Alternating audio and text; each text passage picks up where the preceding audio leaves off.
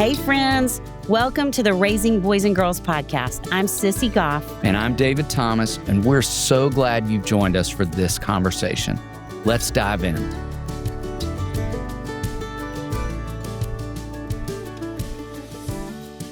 Dr. Gary Chapman is a best-selling author, counselor, and speaker who has spent more than 4 decades helping families thrive.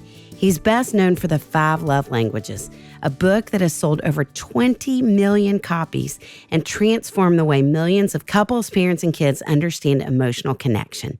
Dr. Chapman's work focuses on practical, hope-filled tools that strengthen relationships at every stage of life. We are so honored to welcome Dr. Gary Chapman to the Raising Boys and Girls podcast. Well, Dr. Chapman, it is an honor to spend time with you. We have had so much respect and admiration for your work for so many years, and it's a joy to get to spend time with you today in person. And we love to begin by asking, in all your years of working with kids, families, and research, what do you believe kids need the most right now? Well, they got to have food and sleep, okay? That's Yes. the truth. Otherwise, they're not going Yes. to make it. But I really feel like that meeting a child's emotional need for love is one of the most important things we can do for that child, because that impacts everything else about the child and all their other relationships. So, and that's why I've given so much of my life and time dealing with this, how to effectively communicate love on an emotional level that meets the other person's need for love, and in this case, children. So I think, that's what I would say. Well, we are certainly so grateful and have both been changed and deeply impacted by your work and use it frequently in our counseling Yes. offices. So we're so grateful you devoted your life to this. And you have done so much to help millions of people understand more about themselves and the people that they love in the 5 love languages. Will you talk about how you see these love languages uniquely showing up in children? Well, I think the love language concept and understanding helps parents be effective in communicating love.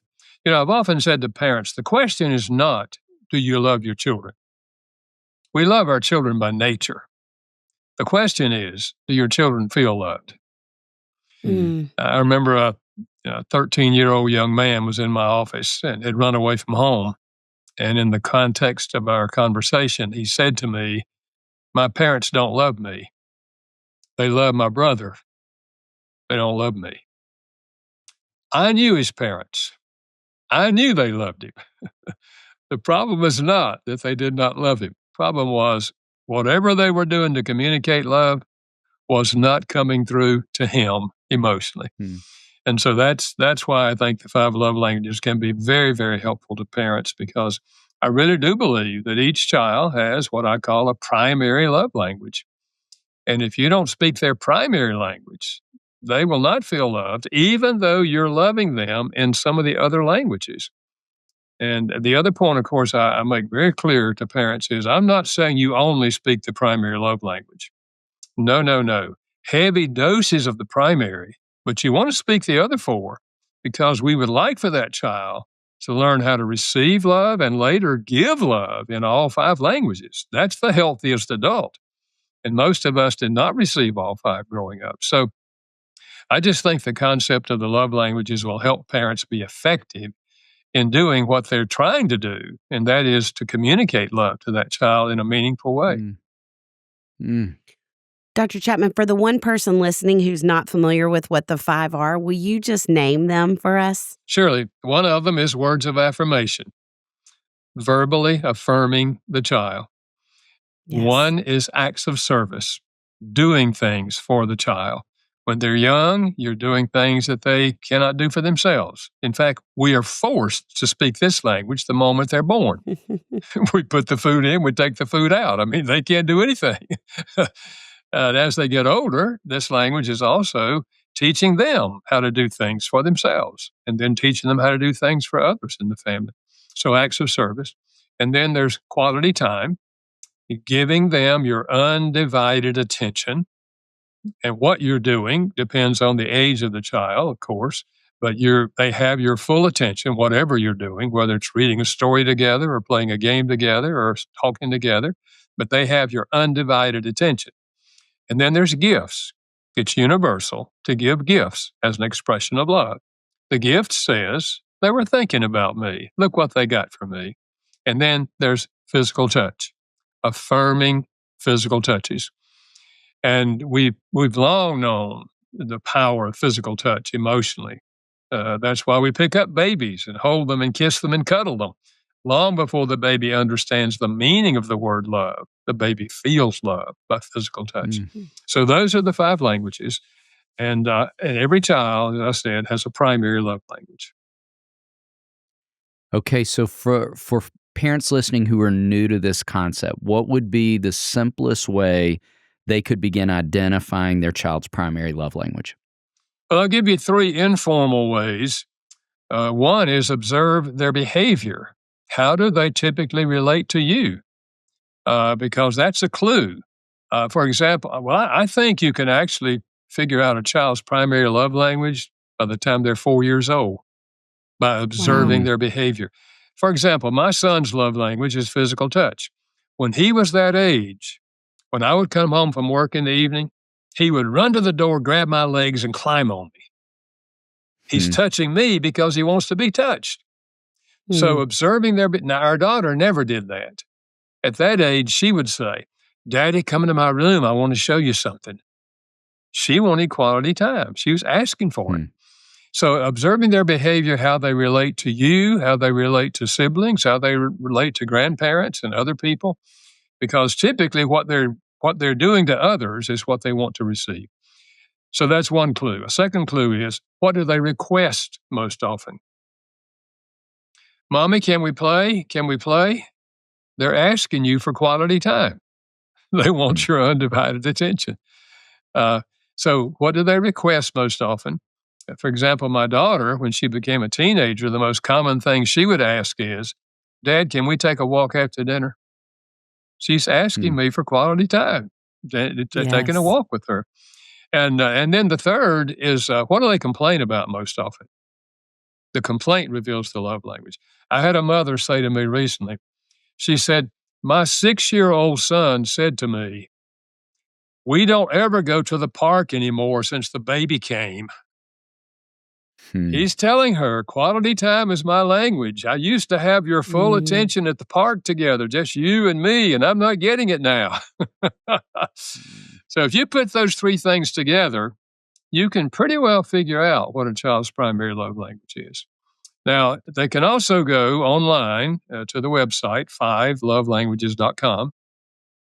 And there's a quiz for teenagers that a teenager can take. But for younger children, there's also a series of questions that a parent can ask a child. Now, an older child, that can read and so forth, could do it themselves, but ask them these questions and they make choices between 2 things. And it will also help you determine a child's love language. So I think with the informal and the quiz, you'll be able to figure out what their primary love language is. That's so helpful.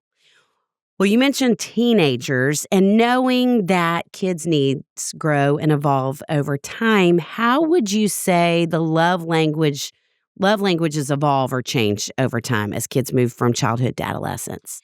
Yeah, I've had a lot of parents through the years say to me, "We read your book on the 5 love languages of children, and it was so helpful when they were younger. Now they're teenagers. It doesn't seem to be working." And they ask me, does their love language change when they get to be teenagers?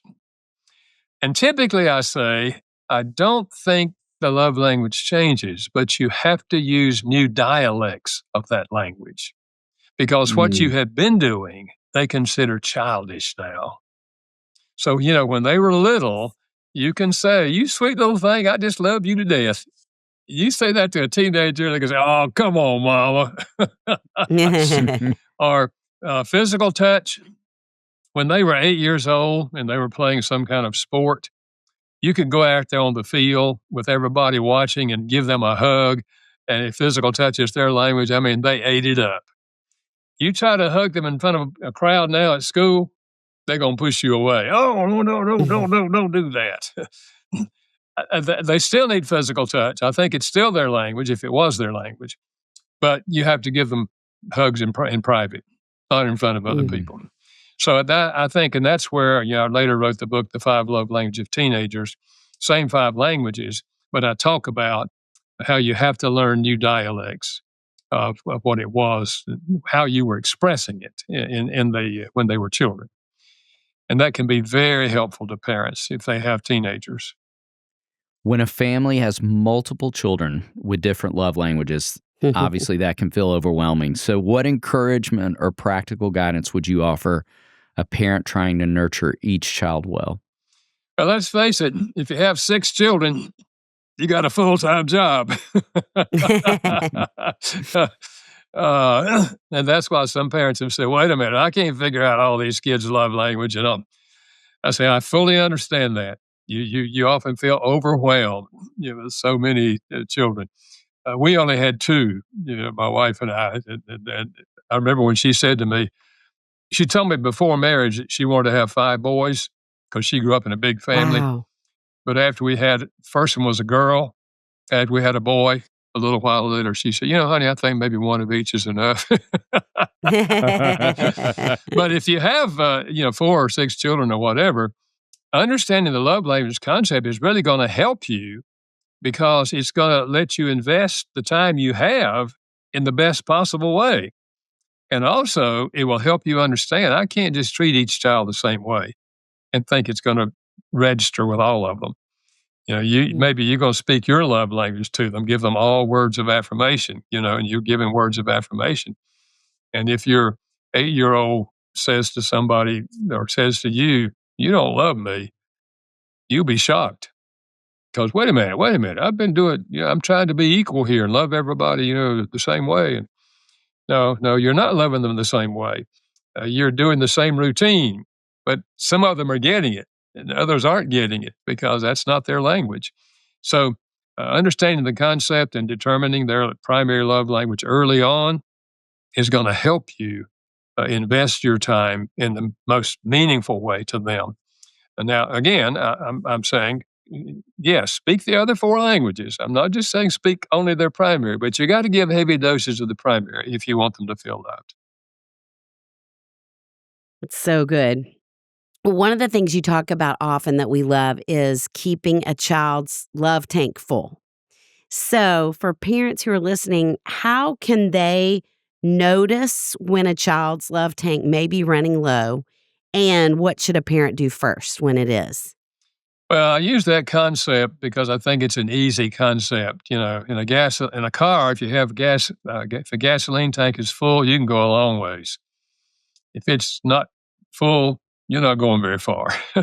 And so I like to picture inside every child, there's an emotional love tank. And if it's full, you're going to see the best behavior of the child. If it's empty, you're going to see the worst behavior of the child.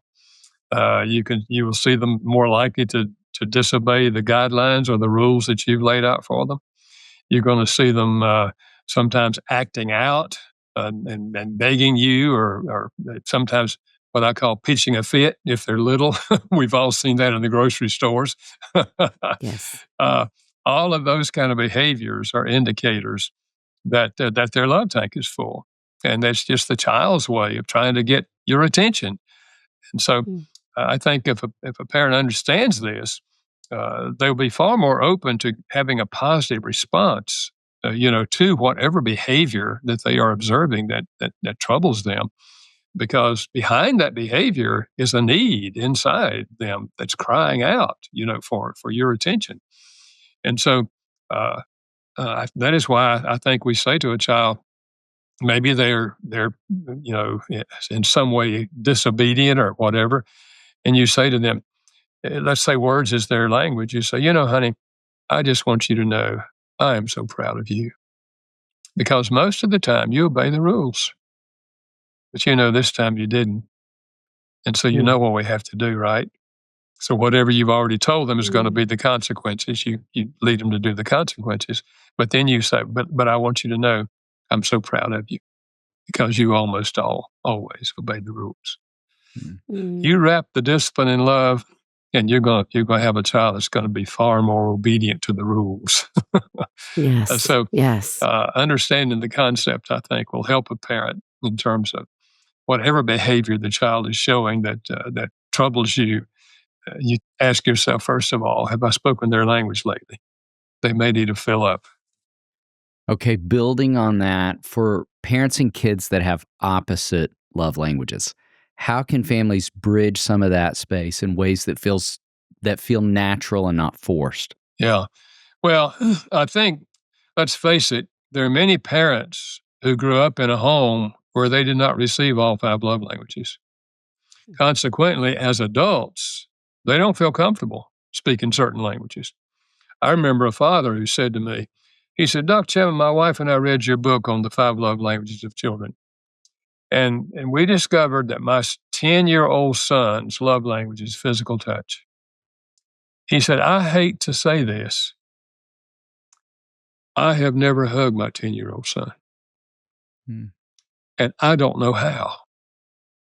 He said, I did not grow up in a touchy-feely family. I don't ever remember my mother or father hugging me. I just don't remember it if they did. And I don't know how to do it.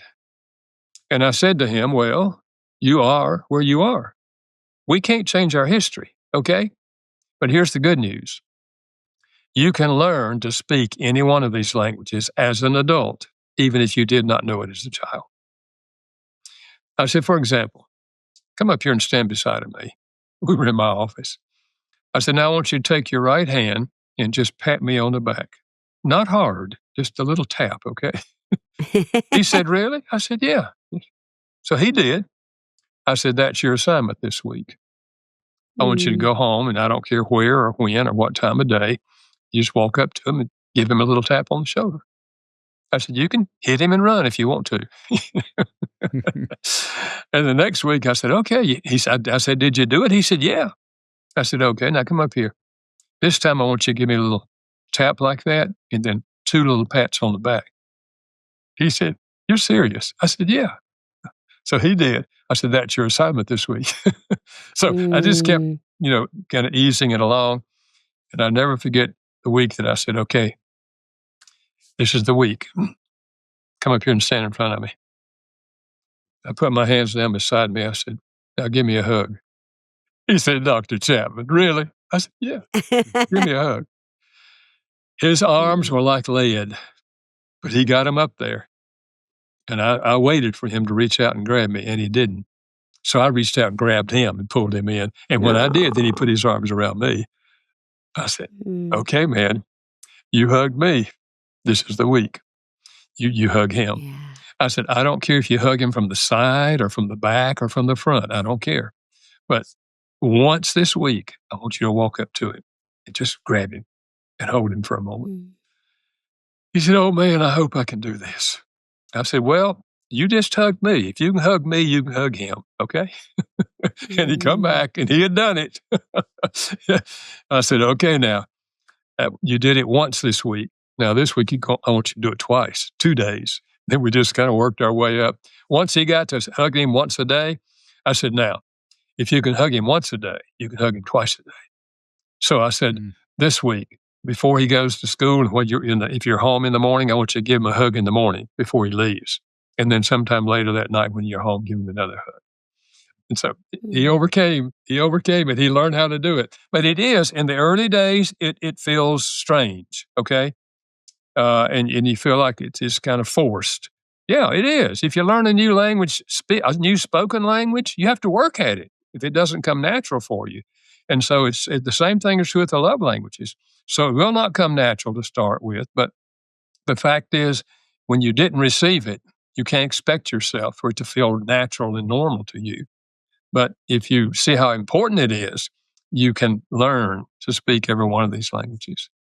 I'm so grateful for how you describe that, Dr. Chapman, because we have talked a lot about how in the last probably 2 to 3 years, we feel like parents feel more of a sense of failure and more shame around what they're not doing and what they don't know or what they feel like what they feel like they're blowing it in than ever before. And you did that with so much grace and so much humor.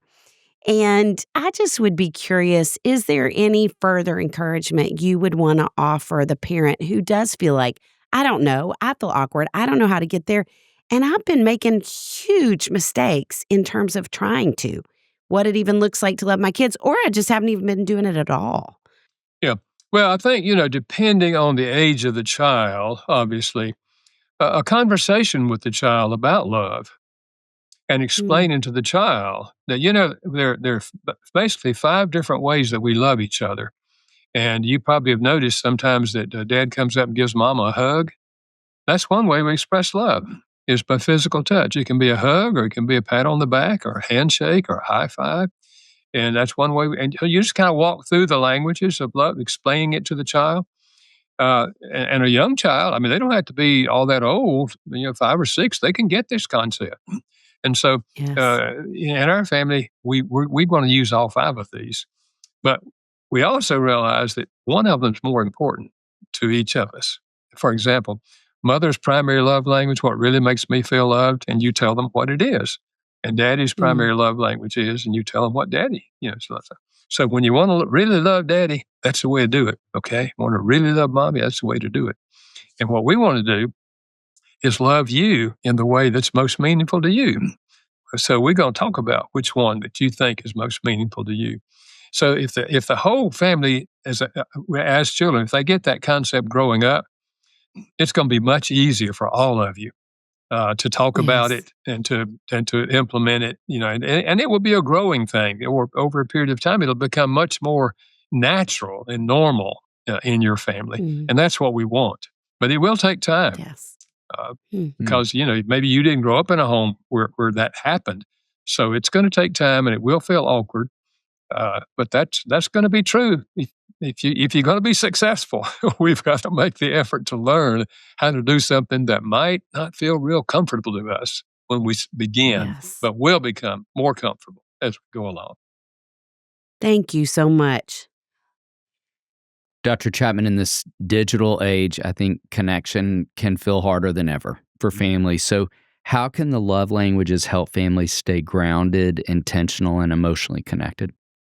Well, I do think that because almost everyone agrees, one of our deepest emotional needs is the need to feel loved by the significant people in our lives. And I think as parents, we have to keep that on the front burner of our minds. And there's no question about it. The digital age is here and it's here to stay. But we do have some control over how it's used with our children. And I think if we start young, it's easier.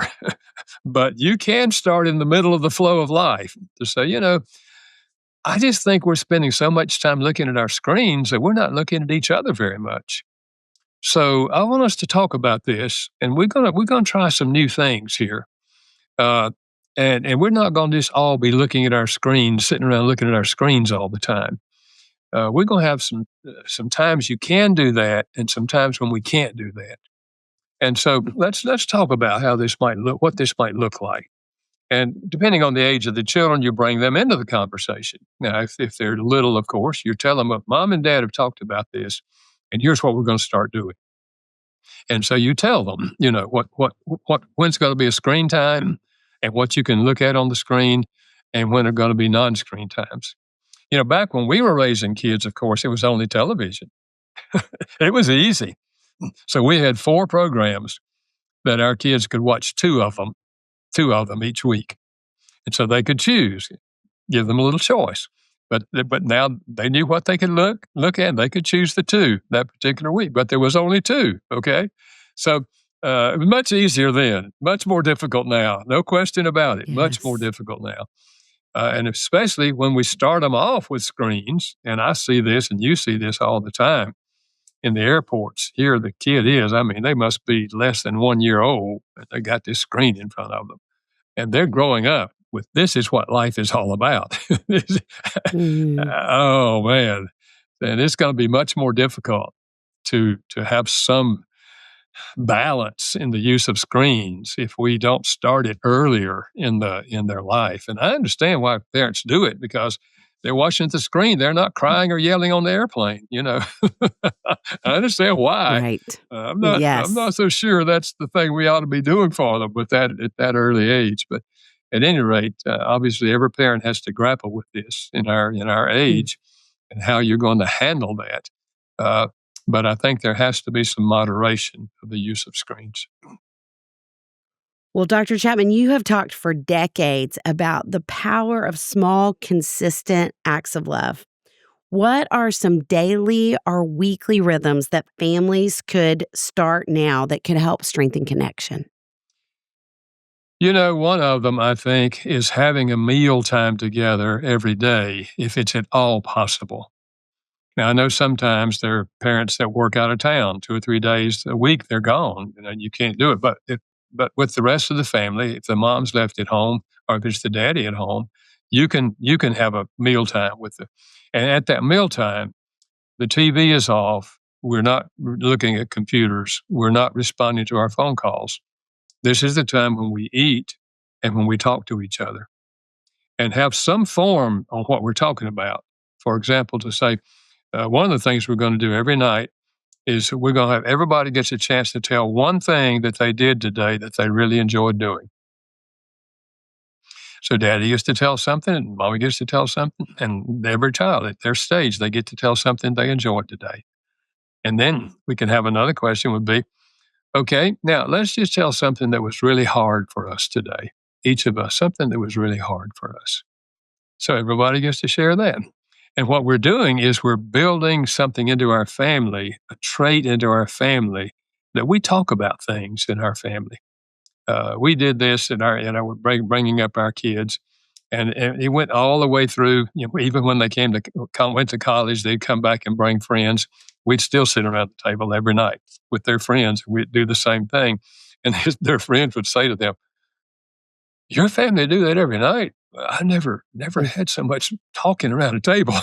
But our Wow. kids say, that was one of the most meaningful things we remember is we always talked at night Mm, and shared life with each other. So mm. that's one thing. And that's also it's in that context, you can talk about the love languages. There's all kind of things you can talk about. Uh, Another thing I think would be very, very helpful for families and building a sense of unity in the family is that there is to have a devotional time with the whole family every night.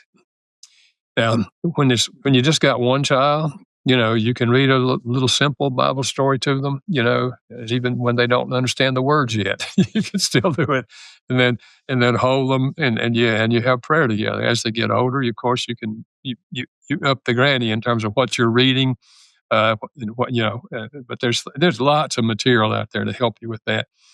And then what my wife and I did, of course, as I said, we only had 2 children. But what we would do then every night, one of us would take one child to their bed and get on our knees beside the bed and pray with them. And the next night we'd switch children, and and then as they get older, of course, not only did we pray, but we let them pray. As they get old enough to pray.